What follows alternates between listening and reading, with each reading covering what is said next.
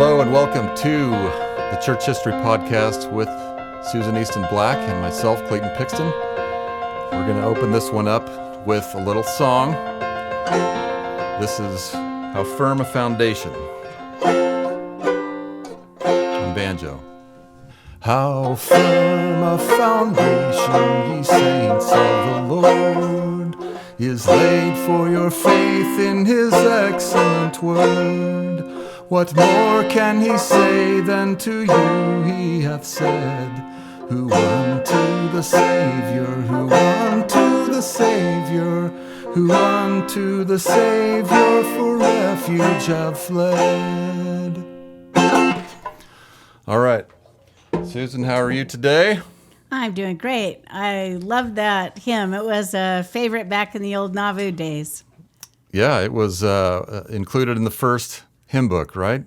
Yep. By Emma Smith. I'm trying to do some of those to start out with. Well, again, Susan Easton Black and I are here to discuss church history, and we're on our fourth episode. We talked about the ancestry of Joseph Smith in the first one, and then the first vision. That's right. And then kind of the angel Moroni. Right. And today we're going to talk about Martin Harris. He's the first man that we know of that becomes a confidant to the Smiths and learns from them about the Book of Mormon. So we're going to talk about Martin Harris, the uncompromising witness of the Book of Mormon. For Martin Harris, he's wearing a chin beard. I don't think that's very popular today. What do you think, Clayton? It's hard to get used to. I'm not a big chin beard guy today, but... Okay, I think that too, but unfortunately for us, it's the only photograph taken of Martin Harris. Wish we had a younger one, but we're going to learn a little bit about this man, and I think our listening audience would find him pretty interesting. So what we know about him, if we look way back when, is that his family came to America, his ancestors, and you describe them as nonconformists. They were separatists. They were anxious to get out of Great Britain and believed that there was a difference between church and religion. And it's interesting. Martin's first ancestor to leave the British Isles was named Thomas Harris. And what's so interesting about that? So you're going to find that Martin, if we were to look at who's descended from these people, you'd say descended from Thomas Harris. Aboard that ship is a man named President Dallin H. Oaks, Dallin Harris Oaks. And then the other man you see is Jeff Holland. And Jeffrey R. Holland, he's descended from another man aboard ship, Roger Williams, a great separatist. So I think it's so interesting. Two men that both served as president of BYU and then together in the Quorum of the 12 and would be descended from people from the same time period, same ship, all of that. Well, the big question is, obviously, they come to America and they land. So we're going to find that where they eventually set up is in Rhode Island. Now, for the Harris family, they didn't make their money on the farm. Where they're going to make their money will be in the Harris quarries. And so what we're going to find is that in these rock quarries there in Rhode Island, literally generations of the Harris family will be able to support themselves pounding on rocks, something I'd not like to do. What about you, Clayton? That would be a hard on the body. Really hard. Jobs that would be hard on the body. Oh, for sure. And you'd say, what religion then do the Harris family traditionally join? And it's the Quaker religion, where you get the women and the men very quiet until someone feels inspired to say something in their meeting. If you were to say, well, who were the first then of the Harris family to move out of Rhode Island? And it's actually Martin's father, Nathan, and his brother, Rufus, and they moved to the state of New York. Now, it will be in New York that Martin is born. He is born in 1783 in a place called Easton, New York. I like the name of his town. How could I forget that? Susan Easton Black and What a great Easton, name. New York. Yeah, great name. I think it works. And you'd say, how's his family doing? Well, they're always pushing west. And the next place they push to is a place called Swift's Landing. You may recall from, I think it was the second time we were together, Clayton, we talked about Joseph Smith and his family moving to Swift's Landing, but they changed the name of that to Palmyra, after a Syrian goddess. You'd say, what's the difference between the Smiths and the Harris family as they move into town? Well, the Harris family brought money, and they're able to buy 600 acres at a time when we're saying if you could own 100 acres, then you could support a family, not have to have an extra job. But for the Harris family, they purchased 600 acres. And you'd say for the father of the family, Nathan, well, he became famous in the town of Palmyra, not necessarily for his wealth, but he becomes famous because he's really good with a gun. And it was said that, if there were wild animals to be shot, they'd always want to ask Harris to do it, and eventually he becomes a constable. Can you see why?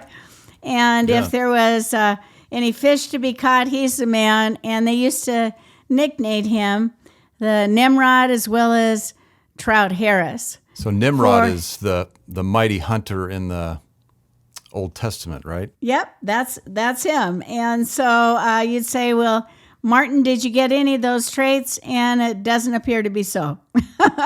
So, father, son, were they alike? Oh, I'm not sure. What Martin seemed to enjoy as a youth growing up, he always liked what were called barn raisings. And it's like the whole town would come together, they'd have a lot of food, and they'd help each other, and they'd raise these barns on their properties. Well, as a youth, you can imagine then which church Martin will attend. He's always in the Quaker church, but obviously that will change.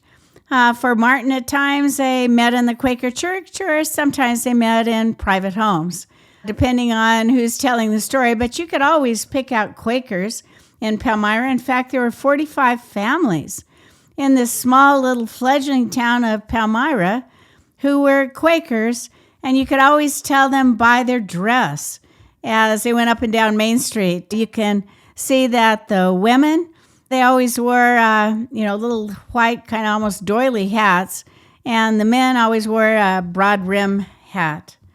Well, what else was Dad in town? You'd say Dad was what was called a pathmaster, which meant his job was to keep the road free from weeds passable that would lead up to his home and his 600 acres. He's a constable. Well, of course, you'd make your Nimrod in the town a constable. And horror of horrors, he's the tax collector also.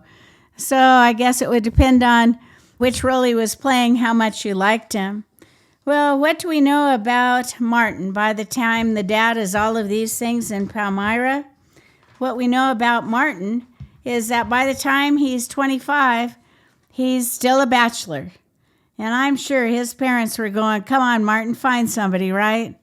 But his responsibility as Dad kind of takes a back seat and gets more involved in civic affairs in town, Martin now begins to manage all of his dad's estate. So his farm, his business, and you'd say he's a very eligible bachelor. He's got a really good job, kind of like Dad is going, things are much better under your hands. You just do this, son. And so finally we look and we say, well, Martin, okay, I guess you're going to marry. Who will it be? And the person that Martin marries at 25 is a young woman named Lucy Harris, age 16. And the interesting thing is that Lucy Harris is his first cousin. And that when her father dies, this Rufus that came out with Martin's father to Palmyra, when her father dies, she then grows up in the home of Martin. And so Martin doesn't just know her as a first cousin living down the street, but has known her because she's actually lived in the home. And so 25-year-old Martin will marry his cousin, Lucy, who is 16. It's assumed that it is a Quaker marriage, and Quaker marriages at that time, the young couple would be brought forward, and they'd sit there, they'd wait, and then when Martin would reach out and reach for her hand, if she put her hand in Martin's, they were then pronounced married. A lot different than a temple ceremony. A lot different than, will you and yes, I do, take this bride. You'd say for Martin, was it a happy marriage? It appears so at first. They have children in this marriage, 4 that live to adulthood. And you'd say for Martin, the big question is, does he establish a business on Main Street? And kind of a look at Palmyra's Main Street, you'd say, no, Martin never does. So he doesn't have a shoe shop, he doesn't have a blacksmith, nothing on Main Street for an extra income, because basically he doesn't need it. And you'd say even for a wedding gift, he is given acreage. Now, those were the good old days. We all missed it, right, Clayton? So that was him. You'd say after he marries, he continues to manage his dad's farm. He also suddenly becomes an important man in the community. He becomes what's called an overseer of highways and fences in Palmyra, which meant his job was to check on all the pathmasters like his father, make sure they were keeping their fences right, no cows, stray animals were getting through, and the roads were all passable. In addition, Martin was able to piece together a 150-acre farm. And with that, you'd say, wow, he's doing great. And now we come to the War of 1812. In the War of 1812, it was said by this point of Martin Harris that no one in Palmyra was more promising than him. Now, it used to be in the War of 1812, every man between the ages of 18 and 45 that was considered physically able enlisted in a local militia unit, and then off you went to fight in the war. But if you had money, you could pay for a substitute to take your place and get credit for fighting in the war. In the case of Martin, he had so much money that he actually hired a substitute. And so, although years later, his widow will receive a widow's pension for her husband's military service, as far as service in a war that actually goes on for about 3 years, Martin only spent 9 days, and the rest of his service was done by substitutes. How would that be? But advantage of wealth at his time. Martin, by this point, is known as a gentleman farmer. And you'd say people liked him. The year is 1816. And in this same year, we now look at Joseph Smith Sr. 1816 is actually the time that some of you may recall that Joseph Smith Sr. will first come to Palmyra and then eventually joined by his family, and recall that a stranger will pick up and bring young Joseph Smith into town. You may also recall that while Joseph was in town along with Martin, that it was a period of great religious revivals. Now, obviously, the Smiths got a little bit involved in that, as you see Lucy Mack Smith and Hyrum and Sophronia and Samuel becoming part of the Western Presbyterian Church. But we're going to say, for Martin, how was he affected by the religious revivals? Well, Martin joins almost every church that comes through. And you go, at one point, recall he's a Quaker when he's a youth, young man, married man, father. And then as the revivals are going on, leading up to 1820, Martin becomes a Universalist. He's a Restorationer. He's a Baptist. He's a Presbyterian. He's a Methodist.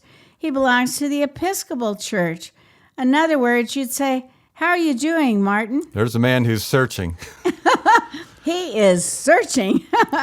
And not to spoil it, right? But even after, I hope I'm not spoiling it, but No. after he kind of parted ways with Joseph Smith and the Strangites and the... Yeah, he does the same thing, right? Searching. He started, joined numerous of those Yep. So before coming back. Right. So that's our man. I mean, you'd say if you're looking for a church of the time period, he's pretty much finding them all and checking them all out. But by the year 1818, Martin is now 35 years old, and his conclusion is, I'm an unchurched Christian. In other words, I believe in Christ, but I'm telling you, I just can't seem to find the right church to really land in that I really want to hold on to. Now, his wife, Lucy, is going to be a Quaker through all this time, so you can imagine this cannot be happy news at home, where Martin's saying, you'll never guess where I'm going tonight. I'm trying the Baptist, the Methodist. Until 1818, as he pronounces he's unchurched, he claims he has like a revelation in which he learns that there isn't a true church upon the earth. But when it is, he will find it. He'll be a part of it. Well, for Martin, it's kind of like he packages that all up, puts it away, and now you see him determining, well, if I'm an unchurched Christian, I'm just going to be a Christian, and I'm going to get really involved and increase my wealth. One of the things Martin was really good at was weaving. And he actually won several awards for his weaving from what was called the Ontario Agricultural Society. We also see Martin is very, very busy. And we all know how to be busy with big things, mostly small things. But in the case of Martin, well, he even starts trying to get money for the Greeks who are fighting against the Turks. He gets very involved in the Erie Canal. He sees his weaving. He sees his small animal business, being able to send things up and down the Erie Canal. He sees himself taking in a sister-in-law when her husband had been drowned in a horrible accident. So Polly Cobb joins his home. He builds a 1.5-story home for his wife. In other words, everything he touches seems to turn to gold, and then he has an event. So the event goes like this. He hires then Joseph Smith Sr., and he hires then Hyrum. And you'd say, what's he doing? He's decided, well, he's hired several of the Smiths before. There's even some thought he hired young Joseph Smith to help him on his property. But as he's building this 1.5-story home for his wife, he's almost all but done and concludes that he wants to wall up the basement a little bit better, and he wants a well dug in his front yard. And so he hires 2 people not in his social class. You might call them common laborers. In other words, you would think, well, a friendship won't result from this. It's just a money transaction kind of deal. But he hires Joseph Smith Sr. and his son Hyrum to wall up the basement and to dig this well. In the course of doing so, Martin now starts approaching Joseph Smith Sr., a man much more his age, and begins asking him questions about rumors he's heard in town, about Joseph Smith, gold plates, Angel Moroni. And Father Smith, at first, concludes, I'm not going to tell him. In other words, I want this job. I don't want to be kicked off the job. This is good. We need to be able to make our mortgage payment. And finally, Joseph Smith Sr. confides in Martin Harris. Now, the impact is unbelievable.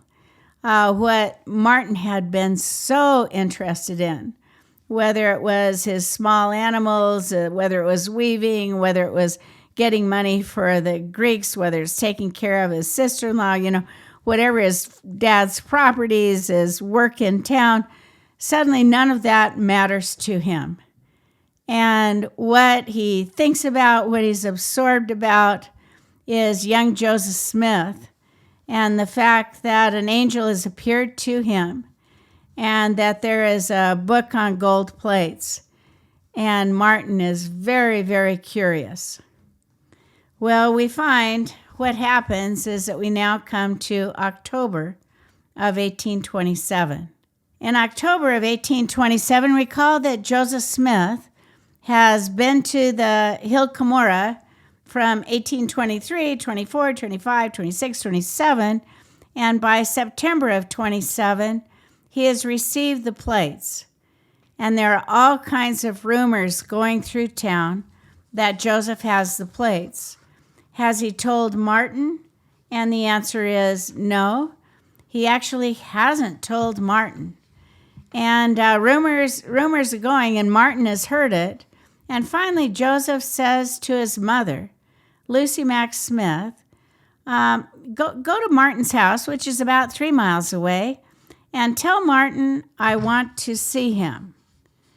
And so Lucy doesn't want to do it. And the reason is because of Martin's wife.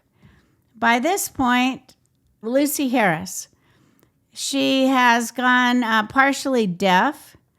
She's a woman with a private purse, meaning she doesn't have to ask her husband for money. She can do with her money what she wants, which was most unusual for the time period. And somehow Lucy Harris, in Lucy Mack Smith's mind, sees herself better than Mother Smith. But Mother Smith finally agrees, and she goes to the Harris home to tell Martin that young Joseph Smith wants to speak to him. When she does, it's awkward. But the result will be, she goes there, finally she's able to see Martin, and she tells him that Joseph needs him, that he wants to talk to him, and he said, oh, that's great. He says, I've just finished my work, and he says, I'm going to get a hired hand to help me.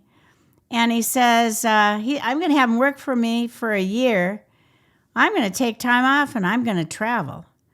And you think, wow, that's different. Martin, you got a family. You've got kids growing up, and Martin by this point is feeling like, hey, I've earned the right. I'm free. I'm going to take a year off. And so he decides to go see young Joseph to find out the news. He's curious. Is it true, the rumor in town? As he does so, we're going to find that Lucy Harris, his wife, now insists that she goes with him. They both then talk to young Joseph. Joseph indicates that he can't show him the plates, but yes, he does have them. It's interesting, on this occasion, Lucy Harris, the wife of Martin, remember his first cousin, becomes the first person to actually give Joseph Smith money to help him in the translation effort. And so she gives him $28, which is the first money he receives for the translation of the book. Now, before we finish tonight, we're going to find that she completely reverses herself and will take Joseph to court. But at least her initial reaction is, sure, I'm going to help pay for this. And the money is for him to sustain him, so he doesn't have to work. To sustain him, well, so he's not out there grubbing in the field, other things that he might have to do, but to sustain him, right, Clayton, well, he does the translation. We're going to find that for Joseph Smith, he's unable, despite this financial kind of reserve he now has, but he's unable to do any translation in Palmyra. The reason is he has to keep the plates safe. And there just doesn't seem to be a quiet place. You see Joseph hiding the plates from people called treasure hunters or money diggers. At one point, he hides them in his dad's cooper loft. Another time, he's hid them out in a field in a log. And you'd say, Joseph, are you able to do any translation of these plates in Palmyra? And the answer is no. And that's just because he's spending so much time trying to keep them safe and keep him safe. There just doesn't seem to be a room, a space. Where can he do this? And so Joseph's decision is that he will now move back to the area where Emma was born and from, Harmony, Pennsylvania, which is about 130 miles away, and that with not a lot of rumors down there, that perhaps he can then translate in Harmony, Pennsylvania. He makes a deal with Martin, and Martin will now give him additional monies to be able to make the journey. In fact, if we look at what Martin did, he gave Joseph $50, not quite double what his wife had done, but he gives him $50 so he can take Emma and head now to Harmony, Pennsylvania to translate. Martin even buys Joseph a black suit. He thinks Joseph needs to look more like the preachers that Martin has seen coming into town. And so extra money now heads out with the idea that Joseph will do some translation and Martin will join him there in Harmony, Pennsylvania. What Martin's to do when he joins him is that Joseph will now give Martin what are called some characters, that it's just a slip of paper that Joseph has copied from the Book of Mormon, with the idea that Martin will take these characters to fancy people in New York City, scholars, people that could tell Martin what it means, are they legit? Here's what Joseph has found. And so and this Martin, was Martin's idea or Joseph's idea for him to take them well, to it New seems York? to be a little bit combined both, but definitely Joseph sees this as something that would be of value. We see that Martin will now take this slip of paper, the characters, and we know of at least two people that Martin will show these characters to in New York City. One is a man named Dr. Samuel Mitchell, and another is named Charles Anthon. Both Samuel Mitchell has shown real interest in early Indian relics. Charles Mitchell is a student scholar of languages, and these men will be shown that. Next, we find on this slide here is Samuel Mitchell, the one on the left. Yes. Okay. Good. Only if you're watching, don't stop what you're doing necessarily. Don't stop running. So they're both just black and white photos of old-looking guys, but smart-looking guys too. I guess. Smart, no doubt. Next, we find that Martin and Lucy, after this trip to see these famous scholars, go to see Joseph in Harmony, Pennsylvania. And at this point, Lucy is now very upset. She feels that, one, her husband's been gone, kind of on a wild goose chase, and perhaps in her mind. She is also concerned that Martin has given him money to support, his any translation efforts. And when Lucy arrives at the home, she now demands from Joseph, she wants to see the plates. In other words, no more clandestine kind of operation. Show me the plates. And Joseph will now refuse. Lucy becomes angry, leaves the house, stays with someone else, eventually is taken by Martin back to Palmyra. But from this point on, you'd say, how's this marriage going between Martin and his first cousin? I go, not very well. What is the issue? And the issue is always Joseph Smith and the gold plates. So then we need to figure out which way will Martin go.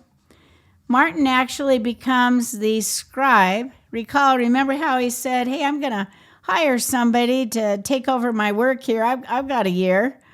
And so you'd say instead of Martin traveling the States or, going on a sea voyage, instead, he goes to Harmony, Pennsylvania, and he becomes a scribe to the first book that Joseph will translate, called the Book of Lehi.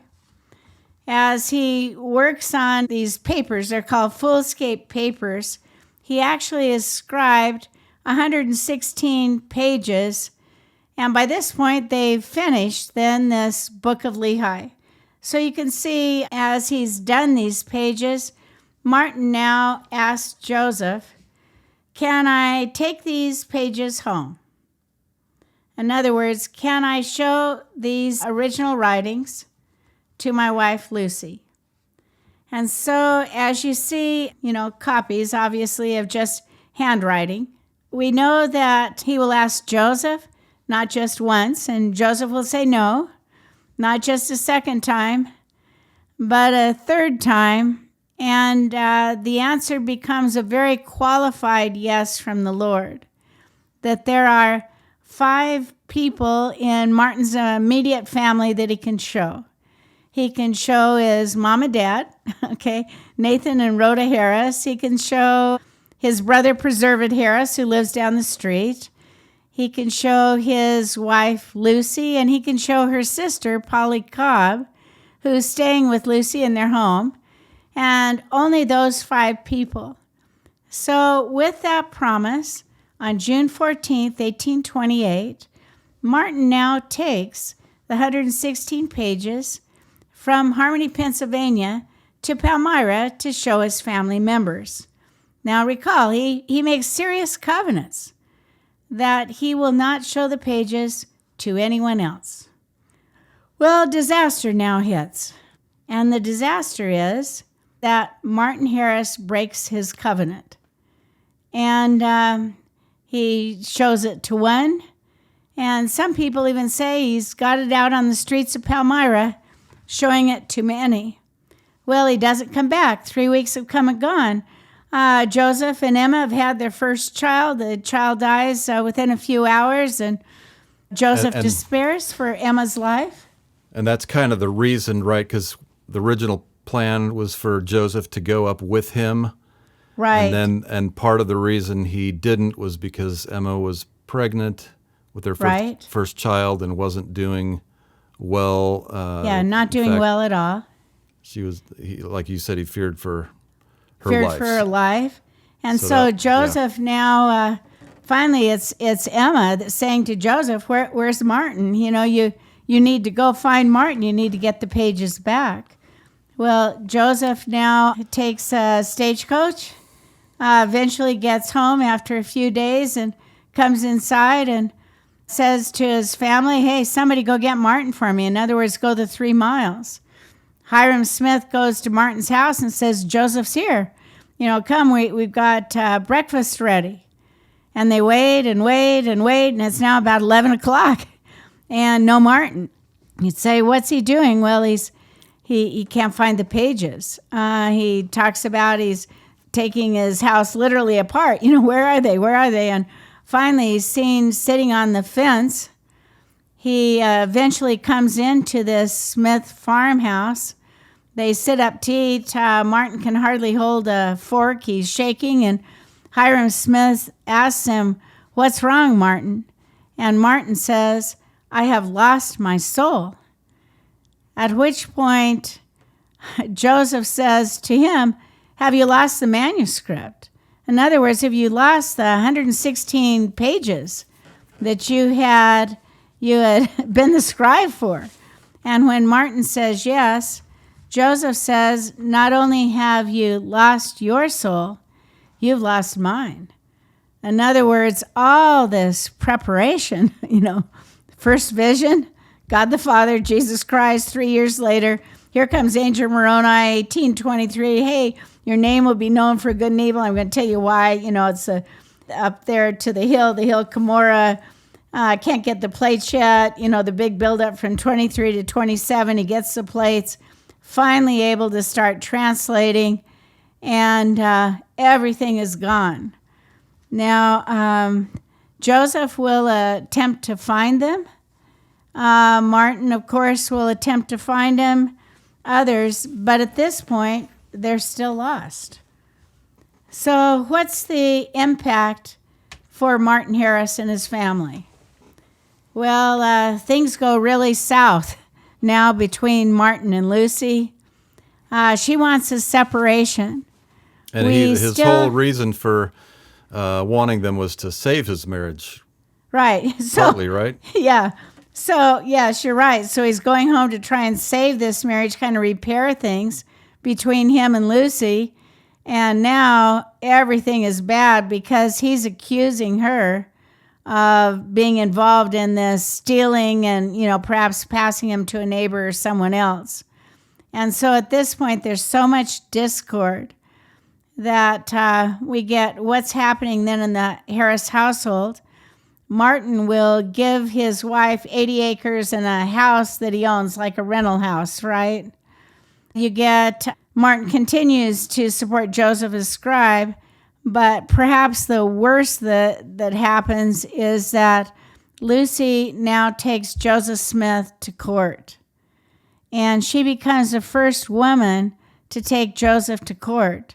And what she's claiming is that he has deceived her husband and that he's taking money from her husband on a deception.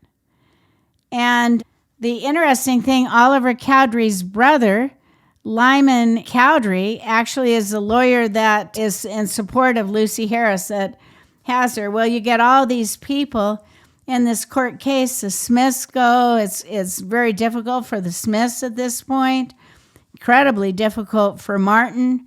You get neighbors now will testify that they've been hearing rumors of young Joseph Smith for years. Eventually, Martin's asked to testify, and in his testimony, he indicates that Joseph didn't steal money for him, take it unwisely, and says, if Joseph wants everything I have, he can have it. Now, you realize that cements a relationship between Joseph and Martin, but what does that do for Martin's marriage, right? For a woman who's already on the outs with her husband, we know at this point that they now, obviously, the separation, which is never mended, and when Lucy dies, that Martin has already moved on to Kirtland, Ohio. And we haven't gone to the end of this period, but Joseph describes it as his darkest days. All right, little correction here. I couldn't find where Joseph said exactly they were his darkest days, but something similar to that. I'm reading the history of the prophet Joseph Smith by his mother, Lucy Mack Smith, excellent book. He does say, she says this, I well remember that day of darkness, both within and without. To us at least, the heavens seemed clothed with blackness, and the earth shrouded with gloom. I have often said within myself that if a continual punishment, as severe as that which we experienced on that occasion, were to be inflicted upon the most wicked characters who ever stood upon the footstool of the Almighty, if even their punishment were no greater than that, I should feel to pity their condition. Darkest days for Joseph, and I think very dark days for Martin, because he had this amazing opportunity to be a scribe, but he will no longer be asked. In other words, he had a great chance, but he broke that covenant, and Joseph will then turn to others. Well, what happens for Martin? Repentance is real. I think we can all say that, Clayton, in our own lives. But Martin has a few opportunities I think should be shared with our group. We know that Martin Harris becomes one of the 3 witnesses to the Book of Mormon. And I think that's pretty great. Amidst all of that, he's still called to be something really important. And his testimony appears in every Book of Mormon, whether it's bought or given. Ever since it's been published, he's there. The other 2 witnesses then, Oliver Cowdery and David Whitmer. It's interesting, after Martin is shown the plates by an angel, his comment is, "'Tis enough. Mine eyes have beheld." In other words, I took the characters to New York. I tried this. I took the pages. I've tried to convince everybody. But now I've actually seen for myself, 'tis enough my eyes beheld. And Because am I of right that when the witnesses were shown the Book of Mormon, they knelt together and weren't getting the witness they knew they were looking for, and then Martin departed and said, "It's me. I need to," and he went off to pray by himself for a while. Right. Meanwhile, the angel comes to Joseph Smith and Oliver Cowdery and David Whitmer, Right? and then later, is it Joseph Smith that goes and joins Martin, and then Right, the very same day. yeah, and then he gets the same visitation. Totally correct. And once Martin has seen then the plates in the angel and says, "'Tis enough, mine eyes have beheld," Joseph, when he goes back to the Peter Whitmer little cabin that he had there, his mother was there, and Joseph says, "I am not any longer alone." In other words, well, I've been carrying this heavy burden all alone, and now I have 3 others that will testify. Well, what else did Martin do for the prophet Joseph? Martin was willing to literally put on the line his 150 acres that he had put together to ensure that the Book of Mormon would be published. And it's published by this man, whose name is Ebert Grandin. E.B. Grandin is how he is known.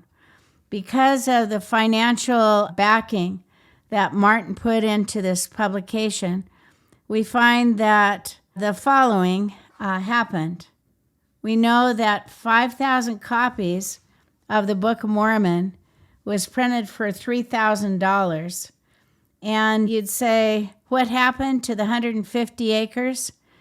Well, Martin Harris eventually had to sell them to cover the debt because the Book of Mormon was not selling as well as everyone had planned.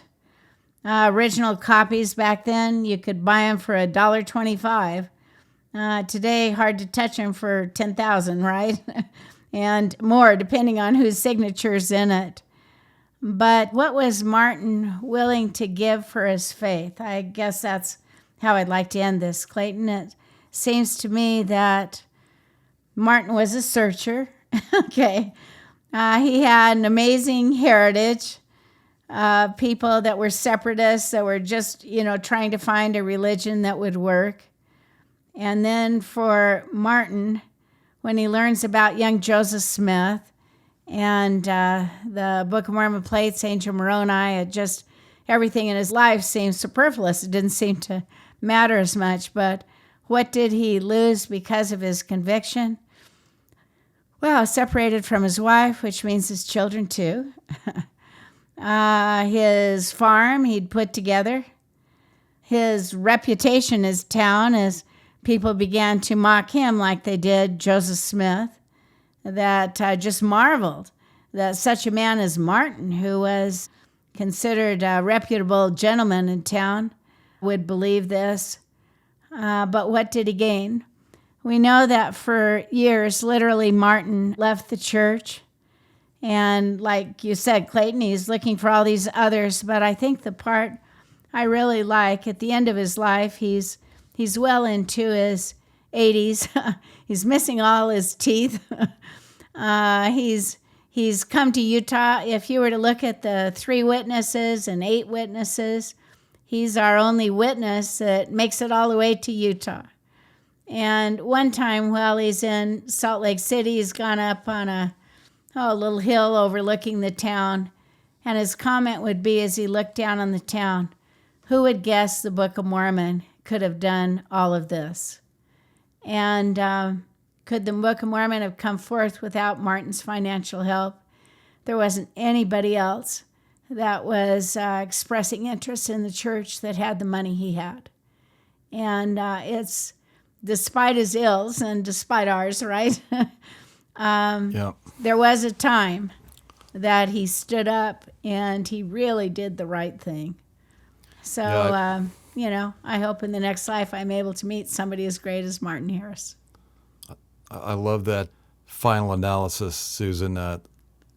Martin gets a lot of flack, I guess, from the Lord, right? The Lord isn't shy about chastising people. Right, calling him an evil man.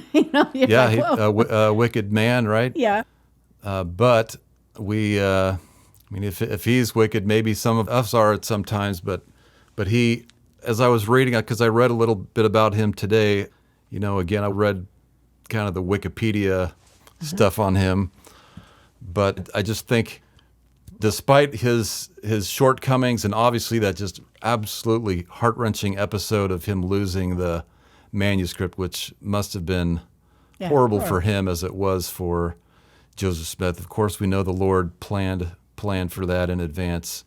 But despite that and the other things, his sacrifice, his farm, his finances, like you said, his reputation, he was known as a man with integrity even before he met Joseph Smith. And at the end of his life, on his deathbed and stuff, he witnessed of seeing the Book of Mormon and of Joseph Smith. He said, I can't remember exactly his words about the prophet, but that he was a true prophet. He didn't say that in the middle of his life when he was apart from the church, but at the end he did. Right. But he never left his testimony of the Book of Mormon, and he said something like, somebody asked him, is the Book of Mormon, or did you really see the plates, or are those real or something? And he's like, well, see the sun up there? Is that real? Just as much as I know the sun is there, I'm quoting this all wrong, you should look it up, but he also said, I may as well doubt my own existence as doubt that the Book of Mormon is true, because I know it. Right. Anyway, Just so an amazing testimony. Yeah. I sure like that, you can really mess up your life, but the Lord will still ask you to do very important things, if you're willing to be humble. Yeah. And come back. And be prepared for the adversary to really go at you hard if you're going to get involved in this work. Right. With your whole heart, I guess. Yeah.